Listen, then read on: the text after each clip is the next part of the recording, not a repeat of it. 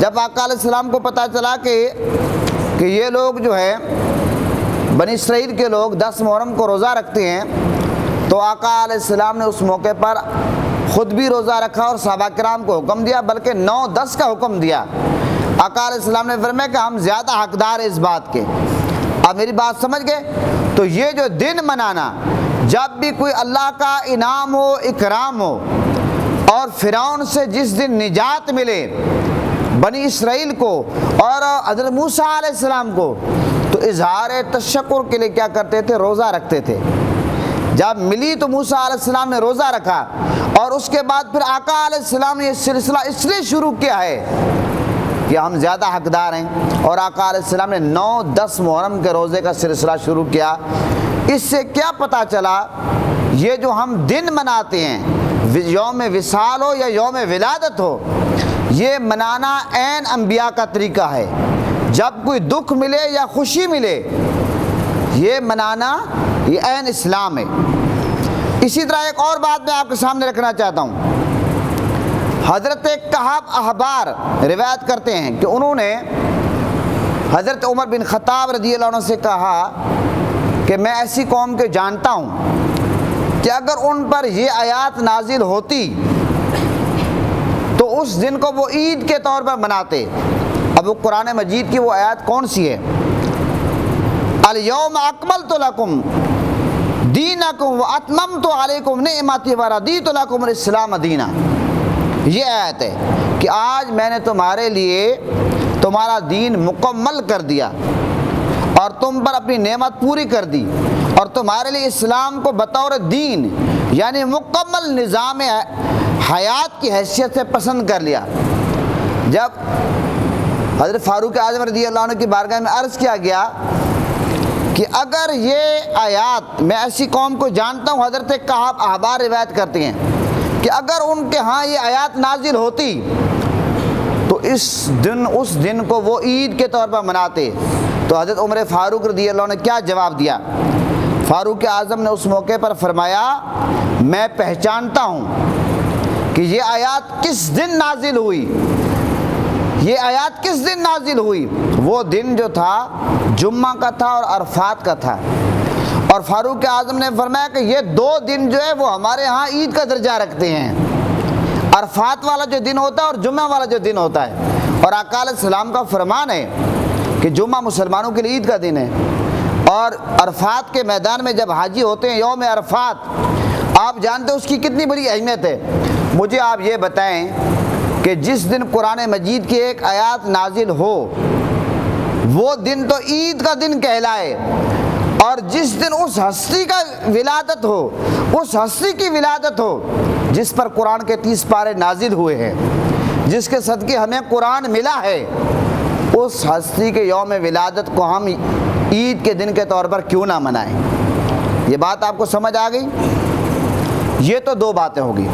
تیسری بات، یوم منانا اور ماضی کے گزرے ہوئے واقعات کو یاد کرنا، یہ عین آقا علیہ السلام کی سنت بھی ہے اور آقا علیہ السلام کا حکم بھی ہے۔ سن 9 ہجری میں تبوک کے سفر کے دوران جب مسلمانوں نے قوم سمود کے 2 خوں کے نزدیک، جو کنویں تھے ان کے نزدیک پڑاؤ کیا، تو آقا علیہ السلام نے اس مقام کے بارے میں صحابہ کرام سے فرمایا کہ یہ وہ مقام ہے، اس جگہ پر حضرت صالح علیہ السلام کی قوم نے حضرت صالح علیہ السلام کی اونٹنی کو ہلاک کیا۔ حضرت صالح علیہ السلام کی قوم نے حضرت صالح علیہ السلام کی اونٹنی کو ہلاک کیا، جس کی وجہ سے اس قوم پر اللہ کا عذاب آیا۔ جس کی وجہ سے اس قوم پر عذاب کیوں آیا؟ کہ انہیں حضرت صالح علیہ السلام کی اونٹنی کو ہلاک کیا، حضرت صالح علیہ السلام کی اونٹنی کی توہین کی۔ تو آقا علیہ السلام نے فرمایا ایک یہ وہ مقام ہے، اور پھر صحابہ کرام حضور نے فرمایا دوسرا وہ کنواں ہے کہ میرے آقا نے فرمایا کہ جس سے صالح علیہ السلام کی اونٹنی پانی پیا کرتی تھی، اور ایک وہ کنواں تھا جس سے وہ لوگ پانی پیا کرتے تھے، صالح علیہ السلام کی قوم جن پر عذاب آیا۔ تو میرے آقا حضور نبی کریم صلی اللہ علیہ وسلم نے کیا حکم دیا؟ میرے آقا نے فرمایا جہاں حضرت صالح علیہ السلام کی اونٹنی پانی پیتی ہے وہاں سے پیو، اور جہاں پر حضرت صالح علیہ السلام کی اونٹنی کی توہین کی گئی، حضرت صالح علیہ السلام کی اونٹنی کو قتل کیا گیا، ہلاک کیا گیا، اور اس وجہ سے حضرت صالح علیہ السلام کی قوم پر عذاب آیا، میرے آقا نے فرمایا اس کنویں سے پانی نہ پیو۔ صحابہ کرام نے عرض کیا یا رسول اللہ ہم میں سے بہت سارے لوگوں نے اس کنویں سے پانی کے برتن بھر لیے، کسی نے آٹا گوندھ لیا، کسی نے سالن پکا دیا، میرے آقا نے فرمایا سارا پانی ضائع کر دو، سارا پانی ضائع کر دو۔ مجھے آپ یہ بتاؤ کیا اس وقت وہ جو کنواں تھا، کنویں کا پانی تو پاک تھا، شرعی نقطہ نظر میں کنویں کا پانی پاک تھا، لیکن میرے آقا حضور نبی کریم صلی اللہ علیہ وسلم نے صحابہ کرام کو یہ حکم کیوں دیا؟ کبھی آپ نے غور کیا؟ میرے آقا نے صحابہ کرام کو یہ حکم کیوں دیا؟ اور پھر آپ یہ دیکھیں کہ جب اس مقام سے میرے آقا گزرے تو میرے آقا حضور نبی کریم صلی اللہ علیہ وسلم نے صحابہ کرام کو یہ ساری بات سمجھائی، اور میرے آقا نے حضرت صالح علیہ السلام کی اونٹنی کی جہاں توہین ہوئی، ہلاک کیا گیا، اس مقام کو میرے آقا نے یاد رکھا، اور جب اس قوم پر اللہ کا عذاب آیا وہاں پر میرے آقا حضور نبی کریم صلی اللہ علیہ وسلم نے صحابہ کرام کو فرمایا کہ رونے کی کوشش کرو، اگر رونا نہ آئے تو رونے والی شکل بناؤ، رونے کی کیفیت بناؤ، کیونکہ یہاں پر اللہ کا عذاب نازل ہوا، یہاں پر اللہ کا عذاب نازل ہوا۔ مجھے آپ یہ بتائیں کہ اس وقت کوئی عذاب تو نازل نہیں ہو رہا تھا، نہ تو اس وقت عذاب نازل ہو رہا تھا، نہ اس وقت حضرت صالح علیہ السلام کی اونٹنی کی کوئی توہین ہو رہی تھی، اور وہ کنویں کا پانی بھی پاک تھا۔ آقا علیہ السلام نے، میرے آقا نے یہ جو عمل دہرایا اس کی وجہ کیا تھی؟ اور جس جگہ پر میرے آقا موجود ہوں وہاں تو اللہ کا عذاب آتا ہی نہیں، کیوں کہ قرآن مجید میں آتا ہے وَمَا كَانَ اللَّهُ لِيُعَذِّبَهُمْ وَأَنْتَ فِيهِمْ۔ در حقیقت بات یہ ہے کہ اللہ کی شان نہیں کہ ان پر عذاب آئے کہ اے حبیب آپ ان میں موجود ہوں، یعنی اللہ کی شان نہیں کہ اے حبیب ان پہ عذاب ہے جن میں آپ موجود ہوں۔ جس مقام پر میرے آقا حضور نبی کریم صلی اللہ علیہ وسلم موجود ہوں وہاں تو اللہ تعالیٰ عذاب بھیجتا ہی نہیں ہے۔ اللہ فرماتا ہے میری شان نہیں کہ جہاں پر میرا محبوب ہو وہیں پر میں عذاب بھیجوں۔ مجھے آپ یہ بتاؤ وہیں پر عذاب کا کوئی خدشہ بھی نہیں تھا، کوئی خدشہ نہیں تھا، اس کے باوجود آقا علیہ السلام نے صحابہ کرام کو تمام وہ جو پورا واقعہ یاد کرایا اور فرمایا کہ اس کنویں کا پانی گرا دو، ضائع کر دو، حالانکہ پانی پاک تھا۔ پتہ چلا کہ جس قوم نے حضرت صالح علیہ السلام کی قوم نے حضرت صالح علیہ السلام کی اونٹنی کی توہین کی، اونٹنی کی توہین کی، اس کنویں کا پانی پینا بھی میرے آقا نے نہ خود پسند فرمایا اور نہ صحابہ کرام کے لیے پسند فرمایا کہ اس کنویں کا پانی پئیں۔ اور جس وادی میں ان پر عذاب آیا میرے آقا نے فرمایا کہ رونے کی کیفیت بنا لو۔ پتہ چلا کہ ماضی کے واقعات کو یاد کرنا یہ میرے آقا کی سنت ہے، میرے آقا کی سنت ہے۔ اب جہاں پر عذاب نازل ہو صدیوں کے بعد اس موقع پر، حالانکہ اس مقام پہ بیٹھ کر اس واقعے کو یاد کر کے اپنے پر غم کی کیفیت طاری کر لینا یہ تو جائز ہو، اور میرے آقا صحابہ کرام کو تعلیم دے، اور 1400 سال کے بعد کوئی کہے کہ حضور کی ولادت کی خوشی منانا جائز نہیں ہے۔ پتہ چلا کہ جہاں پر خوشی ملی ہے اس خوشی کو یاد کرنا بھی جائز ہے، اور جس موقع پر کسی پر کوئی غم آیا، صدمہ آیا، اس کو یاد کر کے اپنے اوپر کیفیت طاری کرنا یہ بھی جائز ہے۔ اب یہ بات سمجھ گئے؟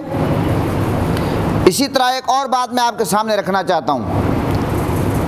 آپ کو پتہ ہے کہ جب ابرہ نامی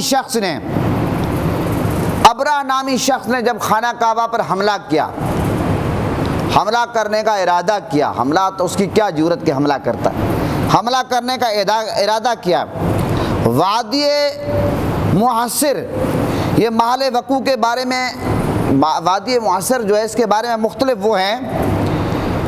پہلا قول یہ ہے کہ مزدلفہ کے قریب ایک علاقہ ہے جس کا نام وادی محصر ہے، اور حضرت فضل بن عباس روایت کرتے ہیں کہ وادی محصر منی میں ہے۔ حضرت شیخ عبدالحق محدث دہلوی رحمۃ اللہ علیہ فرماتے ہیں، اور بعض علماء کا موقف یہ ہے کہ وادی محصر منی میں ہے، جبکہ بعض کہتے ہیں کہ وادی محصر جو ہے یہ مزدلفہ میں ہے، لیکن در حقیقت منی اور مزدلفہ کے درمیان ایک علاقہ ہے، اس علاقے کا نام ہے وادی محصر۔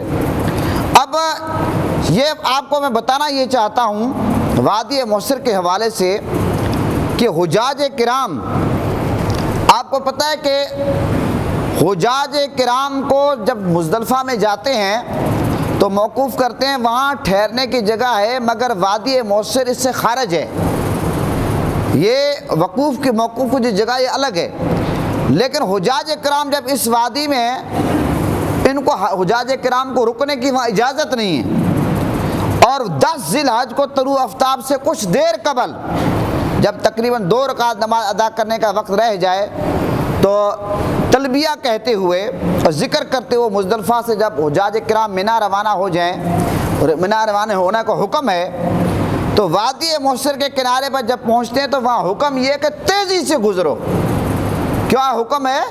کہ اس وادی سے تیزی سے گزر جاؤ، اور آقا علیہ السلام نے فرمایا اگر کوئی بندہ پیدل ہے تو تیز چلے، اگر سواری ہے تو اپنی سواری کو تیزی سے لے کر جائے۔ تو مجھے آپ یہ بتائیں کیوں یہ سارا عمل آقا علیہ السلام نے خود اور اپنی امت کو 1400 سال گزرنے کے بعد بھی اس کی تعلیم کیوں دی، اور آج بھی حاجیوں کا یہ حکم ہے؟ کیوں؟ اس کی وجہ یہ ہے کہ ابرہ جو ہے وہ جب لشکر لے کر روانہ ہوا کہ میں نے خانہ کعبہ پر حملہ کرنا ہے، معاذ اللہ، جب وہ روانہ ہوا ایک اپنے غلط ارادے سے، مذموم ارادے سے، تو وادی محصر میں جب پہنچا تو اس پر اللہ کا عذاب آیا، اور ابرہ کا جو لشکر تھا اور ابلہ اس پر آپ کو پتہ ہے کہ کس طرح کا عذاب آیا۔ یہ جو ابابیل ہیں یہ اپنے پاؤں میں، پنجوں میں کنکر لے کر آئے، اور کنکروں سے چھوٹے چھوٹے کنکر تھے، انہوں نے ابرہ پر لشکر کیا، پورا کا پورا جو ابرہ کا لشکر تھا وہ تباہ و برباد ہو گیا، تباہ و برباد ہو گیا۔ باقاعدہ قرآن مجید کی ایک صورت ہے جس کو سورہ فیل کہتے ہیں، الم تر کیف فعل ربک باصحاب الفیل، کہ کیا آپ نے نہیں دیکھا کہ آپ کے رب نے ہاتھی والوں کے ساتھ کیا کیا؟ یہ پوری صورت ہے، اور یہاں تک آتا ہے کہ اللہ نے ان کو نیست و نابود کر دیا، تباہ و برباد کر دیا۔ محترم حضرات، اب آپ یہ جو بات میں کہنا چاہتا ہوں، جس جگہ ابرہ اور اس کے لشکر پر اللہ کا عذاب آیا، ابابیلوں نے ان پر پتھراؤ کیا، میرے آقا حضور نبی کریم صلی اللہ علیہ وسلم کا حکم کیا ہے؟ مولا علی راوی ہیں جب آقا علیہ السلام وادی محصر سے گزرتے تھے تو اس موقع پر آقا علیہ السلام جب سواری پہ ہوتے تو تیزی سے سواری کو گزارتے تھے، جب کوئی پیدل ہوتا تھا حضور کہتے تھے جلدی جلدی گزرو۔ مجھے آپ یہ بتاؤ کیا وہاں پر کوئی عذاب اس وقت نازل ہو رہا تھا؟ کیا ابابیل اس وقت کوئی پنجوں میں کنکر لے کر پتھراؤ کر رہے تھے؟ معاذ اللہ معاذ اللہ، جہاں میرے آقا ہوں وہاں تو عذاب کا تصور ہی نہیں ہے۔ تو یہ آقا علیہ السلام نے صحابہ کرام کو، یہ اپنی امت کو تعلیم کیوں دی؟ اس لیے دی کہ جب کہیں ایسا واقعہ ہو جہاں اللہ کا عذاب آیا ہو اس کو یاد رکھا جائے، کیونکہ ماضی کے جو واقعات ہیں آپ کو پتہ ہے کہ ان سے سبق سیکھا جاتا ہے۔ جو قومیں ماضی سے سبق نہیں سیکھتی وہ کبھی ترقی نہیں کرتی۔ آپ بات سمجھ گئے؟ حضرت عمر فاروق رضی اللہ عنہ کے بارے میں آتا ہے، ایک روز آپ نماز فجر پڑھا رہے تھے، جماعت آپ نے امامت کرائی، حضرت عمر فاروق رضی اللہ عنہ سورہ یوسف کی آپ نے تلاوت کی، اور جب اس مقام پر پہنچے کہ حضرت یعقوب علیہ السلام کی آنکھیں سفید ہو گئیں حضرت یوسف علیہ السلام کے غم میں، جدائی میں، تو حضرت عمر فاروق رضی اللہ عنہ اس قدر روئے کہ آپ کے لیے آگے قرآن پڑھنا مشکل ہو گیا۔ یہاں تک آتا ہے کہ آپ رکوع میں چلے گئے، اس قدر آپ کو رونا آ گیا جب آپ اس مقام پہ پہنچے۔ مجھے آپ یہ بتائیں، حضرت یوسف علیہ السلام کا زمانہ دیکھیں، یعقوب علیہ السلام کا، پھر فاروق اعظم کا دیکھیں، لیکن فاروق اعظم قرآن پڑھ رہے ہیں، یاد کس کی آئی ہے؟ حضرت یعقوب کی آئی ہے۔ حضرت یعقوب اور یوسف کا واقعہ سامنے آ گیا، فاروق اعظم رضی اللہ عنہ پر کیفیت طاری ہو گئی، پتہ چلا کہ صدیاں بے شک بیت جائیں، صدیاں گزر جائیں، لیکن یہ کیفیت اپنے اوپر طاری کرنی چاہیے، غم کی ہو یا خوشی کی ہو، غم کی ہو یا خوشی کی ہو۔ محترم حضرات، یہ بات کرنے کے بعد میں ایک اور بات آپ کے سامنے رکھنا چاہتا ہوں۔ میں نے آپ کو بتایا کہ اسلام کے 5 ارکان ہیں، کلمہ شریف، نماز، روزہ، حج، زکوٰۃ، لیکن 2 اسلام کے ایسے رکن ہیں، نماز اور حج، یہ 2 ارکان ایسے ہیں، یہ پورے کا پورا اداؤں کا نام ہے۔ اب آپ یہ دیکھیں، نماز فجر آپ پڑھتے ہیں، آپ کو پتہ ہے کہ نماز فجر جو آپ پڑھتے ہیں، نماز فجر کیسے شروع ہوئی؟ جب صبح کے وقت حضرت آدم علیہ السلام کے بارے میں آتا ہے کہ حضرت آدم علیہ السلام کی جب توبہ قبول ہوئی تو آپ نے شکرانے کے 2 نفل پڑھے، شکرانے کے نفل پڑھے، وہ نماز فجر بن گئی، سمجھ گئے؟ وہ نماز فجر بن گئی۔ نماز ظہر کے بارے میں آتا ہے کہ ظہر کے وقت حضرت ابراہیم علیہ السلام کو جب حضرت اسحاق علیہ السلام سے نوازا گیا تو آپ نے بطور شکرانے کے 4 رکعت ظہر پڑھ لی، تو وہ نماز ظہر بن گئی۔ نماز عصر کے بارے میں آپ کو پتہ ہے کہ جب حضرت عزیر علیہ السلام کو 100 سال کے بعد اٹھایا گیا، 100 سال کے بعد، تو ان سے پوچھا گیا کہ آپ اس حالت میں کتنا عرصہ رہے حضرت عزیر علیہ السلام سے؟ یہ پورا واقعہ قرآن مجید میں ہے۔ عزیر علیہ السلام نے اس موقع پہ فرمایا کہ 1 دن یا دن کا کچھ حصہ۔ 100 سال کے بعد حضرت عزیر علیہ السلام کو اٹھایا گیا، پوچھا گیا کہ آپ اس حالت میں کتنا عرصہ رہے؟ آپ نے کیا جواب دیا؟ 1 دن یا دن کا کچھ حصہ۔ بس اس موقع پر حضرت عزیر علیہ السلام نے 4 رکعت پڑھے نفل، اور وہ نماز عصر بن گئی۔ اسی طرح آپ دیکھ رہے ہیں نماز مغرب، حضرت داؤد علیہ السلام کی یادگار ہے۔ جب حضرت عزیر علیہ السلام حضرت داؤد علیہ السلام کو مغرب کے وقت جب ان کی مغفرت ہوئی، اللہ کے نبی معصوم ہیں، یہ درجوں کا معاملہ ہے، تو شکرانے کے طور پر 4 رکعت نماز شروع کی حضرت داؤد علیہ السلام نے، اور حضرت عزیر نے 4 رکعت شروع کر دی۔ اب مغرب کی نماز پڑھنا 4 رکعت، لیکن جب پہنچتے ہیں تیسری رکعت میں تھک گئے، بیٹھ گئے۔ جب تھک کر بیٹھ گئے، حالانکہ نیت 4 کی تھی، تھک کر بیٹھ گئے، اللہ کو وہ ادا پسند آ گئی۔ اللہ کے نبی کا تھکنا، اللہ کے نبی کا بیٹھنا اللہ کو پسند آ گیا، تو وہ 3 رکعت مغرب کی نماز آج آپ پڑھ رہے ہیں۔ نماز عشاء، میرے آقا حضور نبی کریم صلی اللہ علیہ وسلم نے، میرے آقا نے عشاء کی نماز ادا کی، تو آج آپ عشاء کی نماز پڑھ رہے ہیں۔ تو یہ 5 وقت کی نماز کی تاریخ ہے جو میں نے آپ کے سامنے رکھی ہے۔ تو بتانا مقصود یہ ہے، یہ آپ جو حج میں جاتے ہیں، احرام باندھتے ہیں، یہ انبیاء کی سنت ہے، یہ انبیاء نے احرام باندھا، اللہ کو یہ ادا پسند آ گئی۔ آپ یہ جو حج میں تلبیہ پڑھتے ہیں، لبیک اللہم لبیک، یہ حضرت ابراہیم علیہ السلام کی پکار ہے، اور یہ جو آپ خانہ کعبے کا طواف کرتے ہیں، یہ انبیاء کی یاد منانا ہے۔ انبیاء نے ایک عمل کیا، آپ یاد منا، اللہ کہتا حکم دے دا یاد مناؤ۔ اسی طرح آپ طواف خانہ کعبے کا کرتے ہیں، یہ انبیاء کی سنت ہے۔ اسی طرح آپ دیکھیں مقام ابراہیم پر کھڑے ہو کر آپ نفل پڑھتے ہیں، یہ ابراہیم علیہ السلام کی یاد دلاتا ہے۔ اسی طرح آپ صفا مروہ دیکھیں، حاجی ہو جو عمرے والا ہو، صفا مروہ کی صحیح کرتے ہیں، یہ حضرت بی بی ہاجرہ نے دوڑ لگائی، اس وقت تو پانی کی ضرورت تھی، مجھے آپ یہ پتہ اب کون سی پانی کی ضرورت ہے؟ پھر جہاں پر حضرت بی بی ہاجرہ تیز چلی ہے، حاجی اور عمرے والے پر لازم ہے کہ وہاں پر تیز چلے، جہاں پر ایسا چلیے حکم ہے وہاں سلو چلیں۔ وہ جو گرین لائٹ اور ریڈ لائٹ لگی ہوئی وہاں صفا مروہ کے مقام پر بتایا جاتا ہے کہ یہاں پر تھوڑا تیز چلو۔ مجھے آپ یہ بتاؤ، پھر آپ آب زمزم لیں، آج ہر حاجی سعادت سمجھتا ہے، بل تو اب تو وہاں سے باقاعدہ ایئرپورٹ پہ ریال دے کر پانی لیتا ہے آب زمزم۔ یہ پانی کیا ہے؟ آب زمزم۔ یہ اسماعیل علیہ السلام نے ایڑی ماری، پانی نکل آیا آب زمزم۔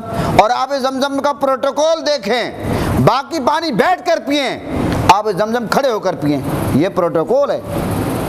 محترم حضرات، مزدلفہ دیکھیں، عرفات دیکھیں، آدم علیہ السلام کی حضرت حوا کی یادگار ہے۔ عرفات میں دیکھیں، آپ ظہر اور عصر اکٹھے پڑھتے ہیں، مغرب عشاء کو اکٹھا پڑھتے ہیں۔ یہ دیکھیں نبی پاک صلی اللہ علیہ وسلم کے میرے آقا کی یاد منانا ہے۔ یہ قربانی آپ دیکھیں حج کے موقع پر آپ کرتے ہیں یا پوری دنیا میں کی جاتی ہے، یہ حضرت اسماعیل علیہ السلام کی یاد ہے۔ تو پتہ چلا یہ جو آپ خانہ کعبے کا طواف کرتے ہیں، حکم کیا ہے پتہ ہے؟ حکم یہ ہے کہ آکڑ آکڑ کے چلو، خانہ کعبے کا طواف کرو۔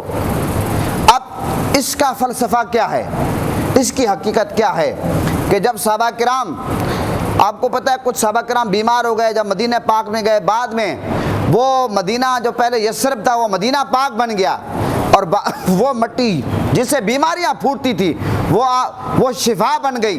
بہرحال جب صحابہ کرام آئے، خانہ کعبے کا طواف کریں، کمزور ہیں، میرے آقا نے فرمایا یہ تو کفار ہیں، یہ تو کہیں گے کبھی یہ تو کمزور ہیں صحابہ کرام۔ تو میرے آقا نے فرمایا آ کر کے چلو۔ چلو یہ بات دماغ میں آتی ہے کہ دشمن پر روب ڈالنا تھا۔ مجھے آپ یہ بتاؤ، اب عرب میں کوئی کفار ہیں؟ کوئی کافر نہیں ہے، کافروں کے داخلے پر بھی پابندی ہے، اب آ کر کے چلنے کا کیوں حکم ہے؟ یہ جو میں نے آپ کے سامنے حج کی تمام یہ جو ادائیں ہیں اللہ کے نبیوں کی، یہ رکھی، اور 5 وقت کی نمازیں رکھی، اور حضرت صالح علیہ السلام کی اونٹنی پر جو حملہ ہوا، اور پھر نبی پاک صلی اللہ علیہ وسلم نے فرمایا یہاں عذاب آیا ہے، اور ابرہ جس نے خانہ کعبہ پر حملہ کرنے کا ارادہ کیا، اور اس پر کیا ہوا کہ کنکریوں سے ابابیلوں نے حملہ کیا۔ میرے آقا حضور نبی کریم صلی اللہ علیہ وسلم نے یہ سارے مقامات کو خود یاد رکھا، اور صحابہ کرام کو حکم دیا کہ ان مقامات جہاں پر اللہ کا عذاب آیا ہے وہاں رونے کی کیفیت بناؤ، اور جہاں پر کوئی اللہ کا کرم ہوا ہے وہاں خوشی مناؤ۔ مجھے آپ یہ بتاؤ سارے واقعات سے نتیجہ کیا نکلتا ہے؟ 14 صدیاں اور اس سے پہلے کے جو واقعات ہیں نبیوں کے، آج حضور کی امت منا رہی ہے اور منانے کا حکم ہے۔ میں نتیجہ کیا نکالنا چاہتا ہوں، یہ جو 1450 سال گزرنے کے بعد ہم آج بھی نبی پاک صلی اللہ علیہ وسلم کا یوم ولادت مناتے ہیں، حضور کی ولادت کی خوشی مناتے ہیں۔ 12 ربیع الاول کا مہینہ جب آتا ہے ہر چہرے پہ مسکراہٹ ہوتی ہے، عید نبوی کا زمانہ آ گیا، لب پہ خوشیوں کا ترانہ آ گیا۔ کیا وجہ ہے؟ اس لیے کہ یہ عین اسلام ہے، یہ عین اسلام کے مطابق ہے کہ ماضی کے جتنے بھی واقعات ہیں، اگر آپ کو غم ملا ہے تو آپ اپنے اوپر غم کی کیفیت طاری کریں، اگر آپ کو خوشی ملی ہے تو آپ خوشی کی کیفیت اپنے اوپر طاری کریں۔ یہ عین اسلام کا حکم ہے، پورا کا پورا اسلام یہ اللہ کے نبیوں کا اداؤں کا نام ہے، تو اسلام نے کہیں بھی اس میں منع نہیں کیا۔ تو نبی پاک صلی اللہ علیہ وسلم کی ولادت بسعادت کی خوشی دھوم دھام سے مناؤ۔ اگلے جمعے انشاءاللہ میں قرآن اور حدیث سے، یہ تو آج میں نے تاریخی واقعات سارے حج اور نماز سے ثابت کیا، یہ ساری کی ساری اللہ کے نبیوں کے ادائیں تھی جو آج امت محمدیہ پر لازم قرار دی گئی ہیں، جو اللہ کو پسند آئی۔ پتہ چلا کہ حضور کی ولادت کی خوشی منانا یہ عین اسلام ہے۔ اگلے جمعے میں قرآن اور حدیث کی روشنی میں یہ بیان کروں گا۔ مجھے آپ یہ بتائیں، آج اتفاق سے 3 ربیع الاول ہے، 3 ربیع الاول ہے، میرے والد کا یوم وصال آج ہے۔ مجھے یاد ہے 6-7 سال پہلے 2017 میں میرے والد کا وصال ہوا، آج میرے والد کا یوم وصال ہے۔ تو آج سارا دن میرے اوپر ایک کیفیت طاری ہے کہ والد کا یوم وصال ہے۔ مجھے آپ یہ بتائیں، جس دن کسی کے بیٹے کا یوم ولادت ہو اس دن خوشی کی کیفیت ہوتی ہے خود بخود۔ بے شک آپ کیک نہ کاٹیں، بے شک آپ سالگرہ کا اہتمام نہ کریں، انسان کی ایک کیفیت ہوتی ہے، جب گھر میں کسی کی سالگرہ آتی ہے خوشی کی کیفیت بن جاتی ہے، اور جب کہ گھر میں کسی کے وصال کا دن آتا ہے غم کی کیفیت بن جاتی ہے۔ مجھے آپ یہ بتاؤ، یہ کیفیتیں ساری اپنے لیے ہیں؟ کیا نبی پاک صلی اللہ علیہ وسلم کے لیے نہیں ہے؟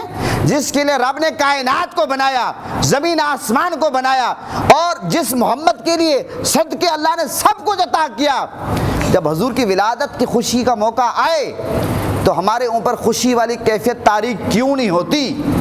ہونی چاہیے اگر خدا نہ خواستہ۔ ویسے تو میں یہ تصور ہی نہیں کر سکتا کہ کوئی مسلمان ہو، نبی پاک کا کلمہ پڑھنے والا ہو، نبی کی ولادت یا خوشی کے ایام آئے تو پھر اس پر خوشی کی کیفیت نہ بنے، میں تو یہ سوچ ہی نہیں سکتا۔ لیکن خدا نہ خواستہ اگر کسی پر یہ اس طرح کا کیفیت طاری خوشی کے نہیں ہوتی، اس کو سوچنا چاہیے کہ وہ کہاں کھڑا ہے۔ اللہ تعالی ہم سب کا حامی و ناصر ہو۔ اگلے جمعے میں قرآن اور حدیث کی روشنی میں یہ جو خوشی ہے تفصیل سے بات کروں گا۔ پاکستان کا مطلب کیا؟